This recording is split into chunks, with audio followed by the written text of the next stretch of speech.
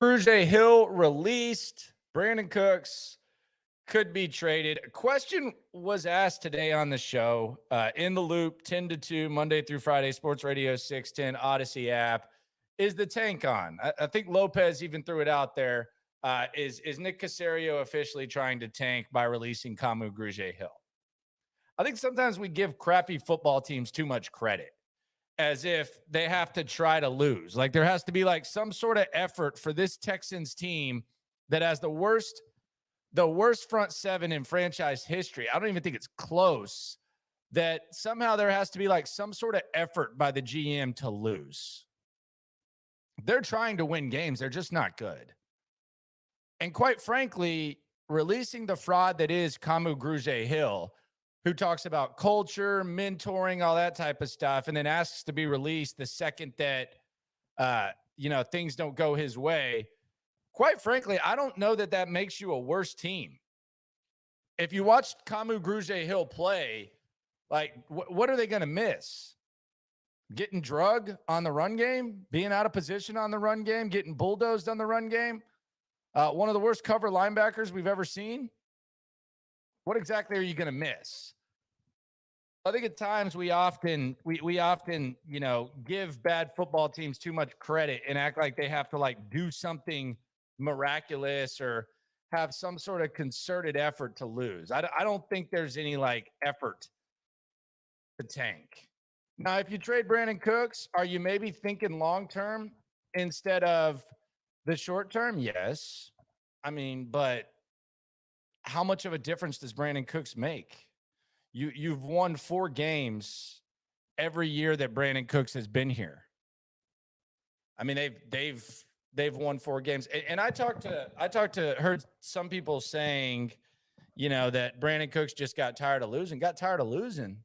He signed an extension after they'd won 4 games in consecutive seasons. Like, did he expect to be good this year? So I'm not buying that either.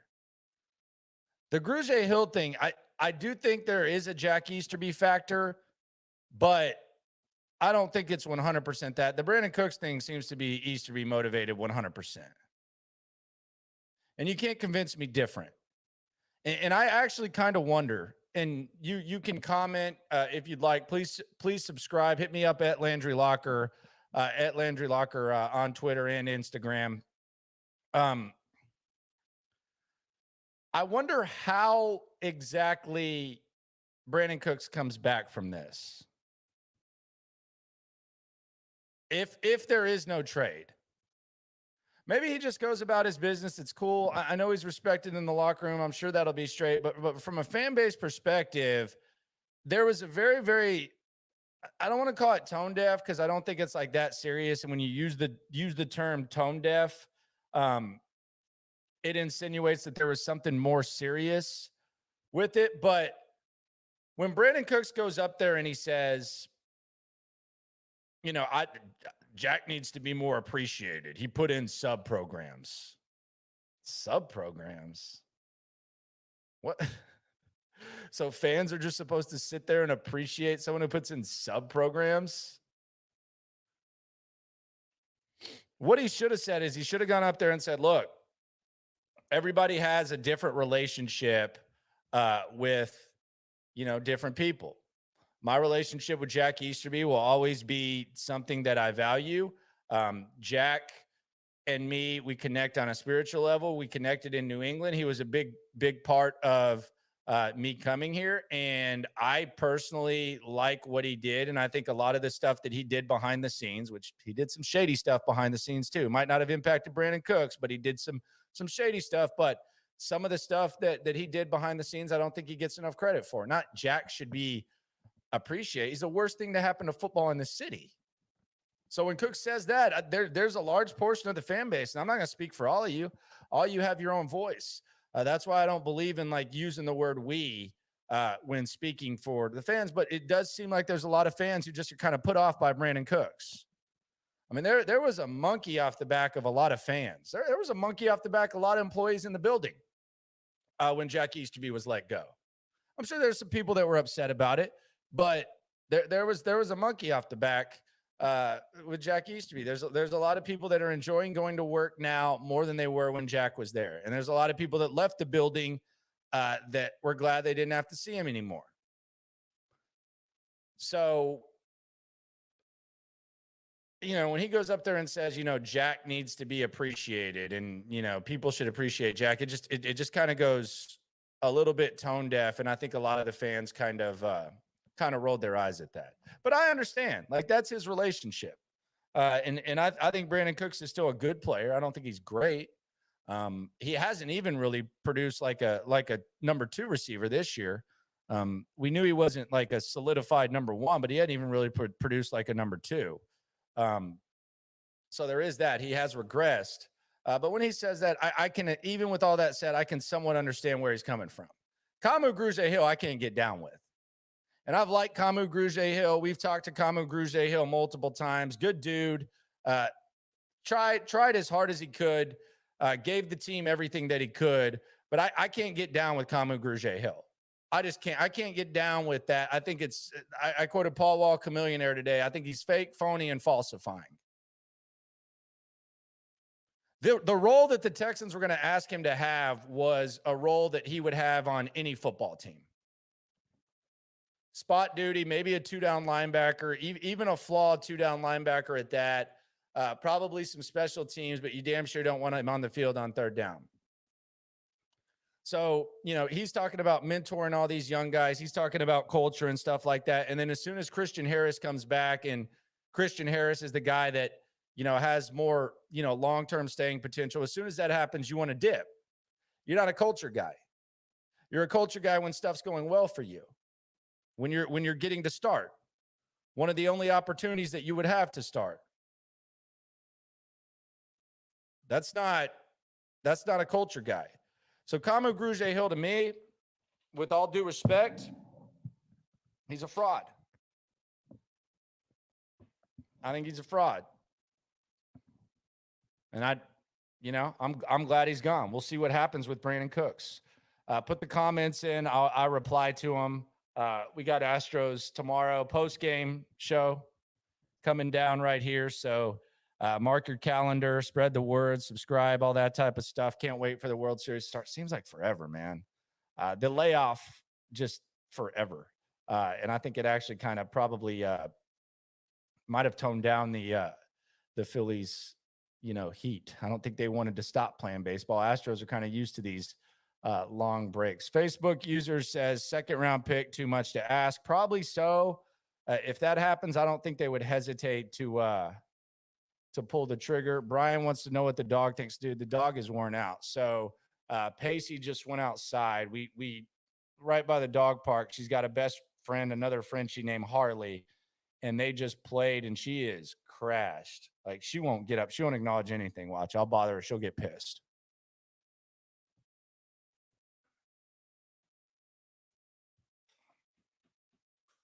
What do you think about Brandin Cooks and Kamu Grugier-Hill?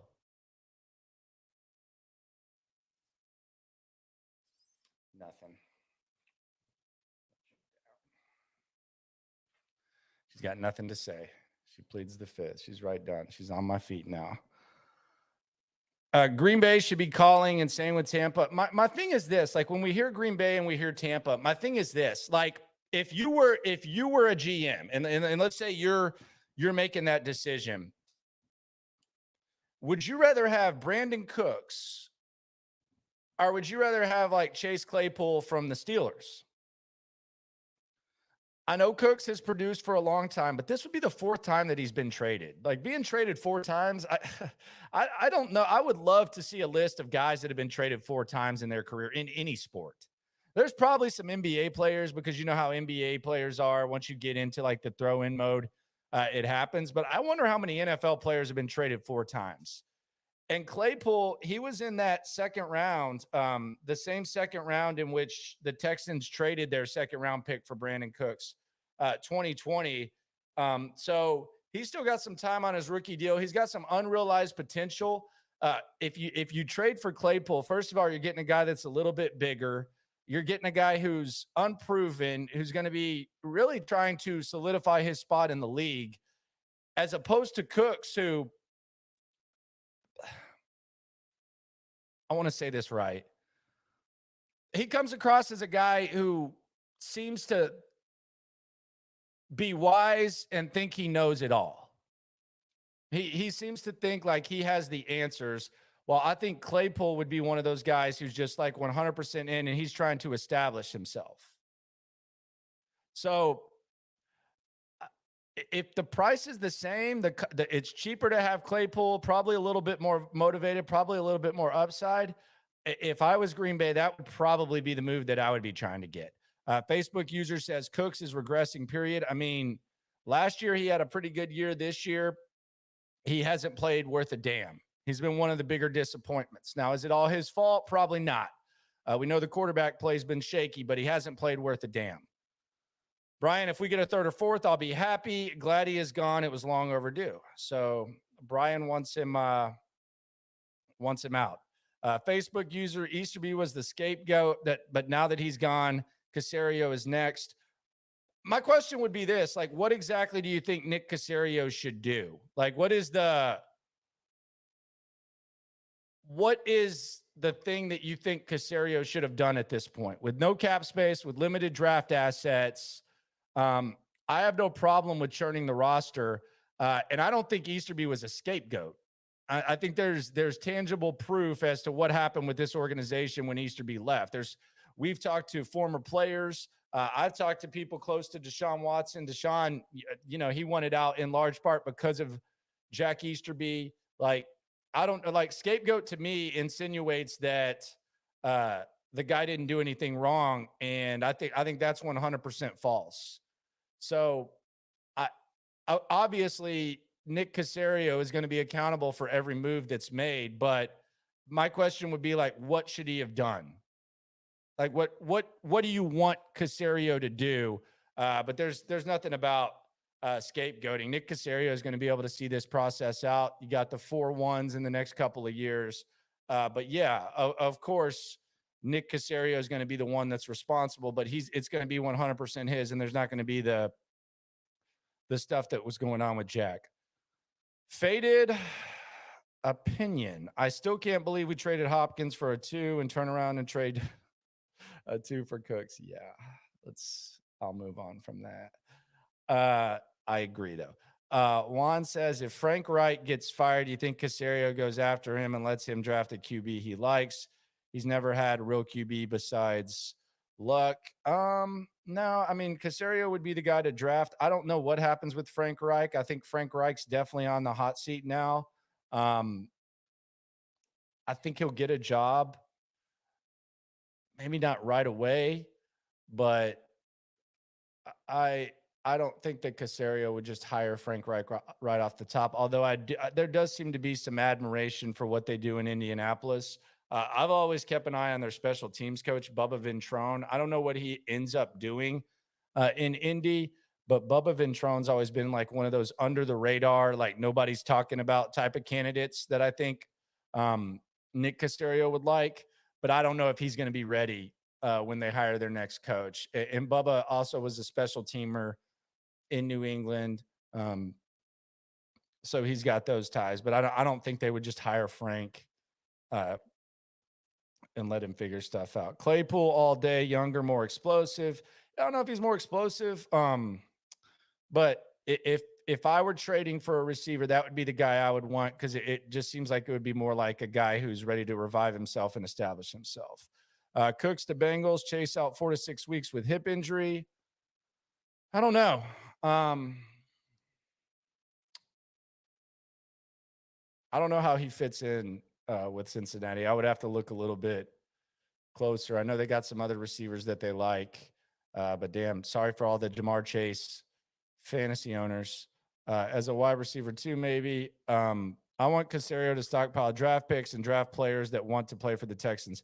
Yeah, the stockpiling draft picks is interesting because I think there's actually a golden opportunity here, specifically with the Browns pick. Like, if you look at what the Philadelphia Eagles have done, and the Philadelphia Eagles, it never got as bad as it is here, but the Philadelphia Eagles were essentially rebuilding a couple of years ago, and they just stockpiled a crap ton of picks. Like, And they were basically the team that was willing to trade whenever someone would call up and want to make a move. Like the Philadelphia Eagles right now, I know we don't talk about this enough. They have the number 4 pick in the draft. They're undefeated, and they have the number 4 pick in the draft because they traded their first round pick for so that the Saints could move up and draft Chris Olave. So now you have the number 4 overall pick and you're undefeated. And I would be very, very okay with the Texans, specifically with that second first round pick with the Browns, just stockpiling picks, even maybe even doing it next year because they're going to have that opportunity. And it's not like you're not going to be able to draft someone in the first round. So I'm intrigued to see if maybe they can follow that model and get that done. Caserio came here 1 year too late. Remember, Caserio was the plan before the Patriots got involved. That's true, and that was Jack with the tampering. D'Amico is next coach. Don't know. He might get a job this offseason, and then it'll probably be a little bit too late. Is there a limit on number of undrafted free agents the Texans can sign after the NFL going? It really just depends on numbers, like how many spots they have, but they could sign undrafted guys. They just got to convince them to come here. And I would like to see that. I think we're going to see a lot more youth. We're going to see more active free agency because they do have some money. Why doesn't Jeff Lurie call Caserio to make a deal for Cooks? Your guess is as good as mine. Shout out to Skeet. Truth be told, Caserio is articulate and is sold media soundbite, but the action will not live but to the words. This rebuild is harder than what people realize. Yeah, it's difficult. I think most rational people realize that this is a hard rebuild. I mean, I would hope. I mean, when you don't have a first round or second round pick your first year, you have cap situation, you have the reputation you have, your quarterback wants to be traded. Your quarterback also has like 7,000 women accusing him of sexual misconduct. So you have to hold on to that quarterback, and you have the sins of the past. Yeah, I would hope at least people here would understand how hard it is and how hard the situation was. When is the trade deadline? It's November 1st, as Texans Cap told you. Facebook user, I can't remember it being covered, but who's doing contract and handles the cap and Caserio? He has his own guy. I know Easterby was negotiating some deals pre-Caserio, but he has his own guys. Cap's nerdy ass might be able to tell you that. He probably knows the exact name of who that is. How do you feel about Lovey having a free ride because of the Coley handling? I don't know if I call it a free ride. I think Lovey in this situation is not a bad guy to oversee the organization and provide a credible voice, a credible presence. Free ride, I don't know that it's a free ride, but we do need to remember no one was going to hire Lovie Smith as defensive coordinator when the Texans hired him in 2021, and nobody damn sure was going to hire him as head coach. So it's the perfect situation for him because he's getting an opportunity he wouldn't get anywhere else. Same thing with David Culley. But yeah, I don't know if it would be considered a free ride. Trade Tunsil and Cooks and stockpile picks. Tunsil doesn't seem like he cares. Tunsil's playing his ass off, though. He's playing really good. Tunsil's one of those guys who Tunsil can just show up and work. Everybody's going to respect him. Everyone's going to like him because he's never pretended to be a holier than thou culture guy. You know, that's the difference between Tunsil and Cooks. I wonder, like, if Cooks isn't as happy as he was, is Cooks the kind of guy that can just show up, do his job, and the value be the same? You know what I mean? Like, Tunsil can do that because Tunsil's always done that. Tunsil's the man, dude. I respect the hell out of that guy. He's just a total business guy. He's just a carefree dude.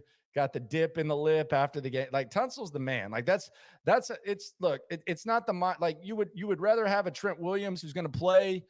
He'll probably ask you to cut his thumb off. Like in a perfect world, you'd rather have that. But Tunsil's going to sit out 10 weeks with the thumb injury. He's going to chill. He's going to get his money. He's going to provide a good vibe in the locker room. And that's what he does. Cooks, I don't know that, outside of like the romanticized stuff that they said that he brought, I don't know that his value is the same. Cap and Trade says Andrew is doing most of the contract work. Who the hell is Andrew? Like, do you think that people like are on a first name basis with the guy negotiating the contracts, Cap? Come on, man. Cap and Trade, by the way. Subscribe to the newsletter. We got the live stream every Wednesday. Andrew, give a last name, Cap. What are we doing here? Goodness gracious, you show off. If Mills balls out, he looks like he's improving, elite throws, etc. Will that make us a serious team next year after the draft? I mean, I don't know. I mean, I don't even know what are we grading on a curve? Or are we saying like if Mills becomes awesome, then yeah, that helps. But what does ball out mean? Like, am I grading Davis Mills on the curve that I've been grading him on? Or what? Is Lovey going to be one and done then? I don't think so. I don't think that we'll get to that point unless he wants to be one and done. But I don't think he will be. If he isn't, or if he is, I won't be opposed to it. San Francisco did it before they got Kyle Shanahan. They went one and done with Tom Sula and Chip Kelly. And that ended up working okay. I think Kyle Shanahan's a really good coach. So if they do it, I don't think they need to worry about optics. I think they just need to worry about finding the right guy. And no one can shape their lips to say that they believe that Lovie Smith is like a guy that's going to take you to the promised land at this point. Based on the body of work, Caserio is not even a better GM than Rick Smith. When is the ownership going to be held accountable for putting a mediocre product and organizational incompetence? What do you mean by, I think the ownership has been held accountable. They see the vibes. They know what's going on. I've talked to them. I've talked to people in the business office. They're aware of the perception. What does accountable mean? They've been accountable. Caserio doesn't have a better resume than Rick Smith. Rick Smith did this for a long time. Nick Caserio has been doing it for 2 years, and Nick Caserio inherited a situation where there was no talent. So Rick Smith, the guy that drafted J.J. Watt, DeAndre Hopkins, Whitney Merciless, Dwayne Brown, traded up for Deshaun Watson. Yeah, Rick Smith's definitely got a better body of work than Nick Caserio. Yes, you are right, sir. That's a very astute observation by you. He has a better body of work. Don't know what the accountability means though. Appreciate the comment, but I don't know what exactly you're saying there. What more does Sengun need to do to convince Coach Silas to be a starter this season? Don't know. Didn't understand why he was coming off the bench in the first place. He's still getting a lot of run, though, still getting a lot of minutes. They're kind of in the same situation where they're trying to figure stuff out. The rebuild. Kevin Porter Jr. is like way better when he's not playing with Jalen Green. They're in a process too, although it's such a disaster sometimes on the court that it's fun to watch.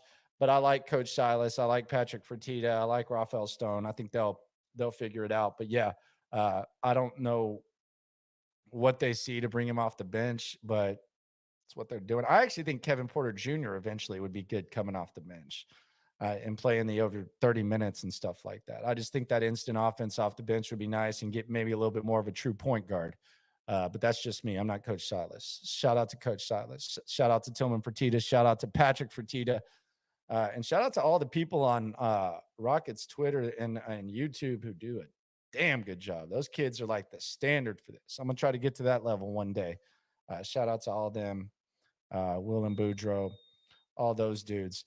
Mills has zero mobility. That is true. He's stiffer than a wedding dong at times. So I agree. He's very, very, very stiff. Leo says, I got the Texans versus Titans 23-17, and the Texans get 3 takeaways. They need to lose this game, man.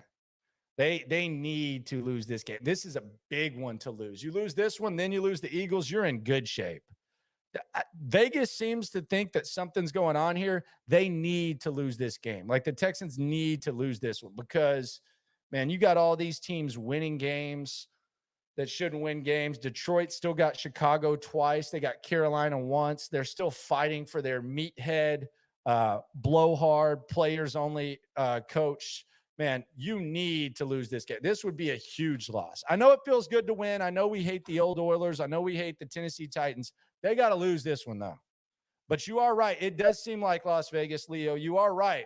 I'm not taking away from your point, but there does seem to be like a Las Vegas is daring you to take the Titans. But if they lose this game, this would be a big, big, big, much needed loss for the big picture. And then you cap it off with a Monday night with the Browns losing to the Bengals. Whoo! Might have 2 of the top 4 picks before we know it. We need this loss. Good showing, but a loss would be ideal. Cap and trade Andrew Brown, Director of Football Administration. Thank you. Saying the first name. Andrew does the contracts. Yeah, no kidding. Who's Andrew? Cap. Crazy dude.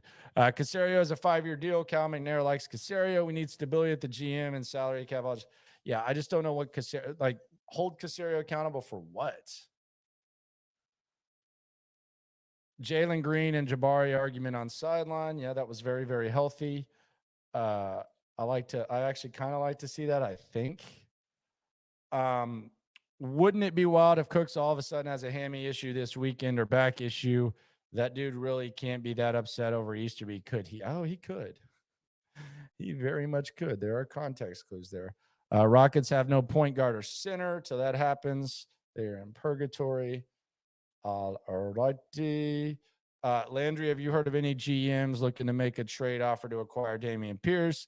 Any teams at all interested in trading for Dameon Pierce? No, I haven't heard anything about that. And quite frankly, when you get a running back like that in the 4th round, you probably don't want to trade him, but you do want to get another running back. You do need another running back. I think you need to make him your second best back, or at least 1A/1B. I compared it yesterday to like the D'Angelo Williams, Jonathan Stewart type thing. You get a guy that you can use along with Dameon Pierce. I think it would go a long, long way. But moral of the story, got to lose on Sunday. Very important. Brandin Cooks, if the price is right, peace. Kamu Grugier-Hill, fake, phony, falsifying, fake culture guy, good riddance, and Astros play tomorrow. Pre-game show coming down. We'll see y'all tomorrow. When I say we, I mean me. I hate when people say we. That's the most token white guy thing ever, is it not? Is there not? Hey, at least we have the Astros. Brian said, is there anything more weird? It's always the token white guy, and I just did it myself. Maybe I'm getting old. That always says, all right, we'll talk to you later when you're getting off the – Lopez says it too. I know Lopez is Hispanic. He's got some token white guy tendencies. Well, all right, we'll talk to you later. Dude, I'm just talking to you, sir. What does that mean? We'll talk to you later. There's one of you, and I just did it. Goodness gracious. I'm going to drink some Pedialyte and get ready for the World Series. Talk to y'all tomorrow. Post-game, subscribe, follow at Landry Locker on Twitter, at Landry Locker on Instagram. 10 o'clock tomorrow, a little Football Friday / World Series Game 1 action. Fire up the Odyssey app, and we will get it cranking. Remember, we're always in this together. Have some fun. Go Texans. Go Astros. Go Rockets.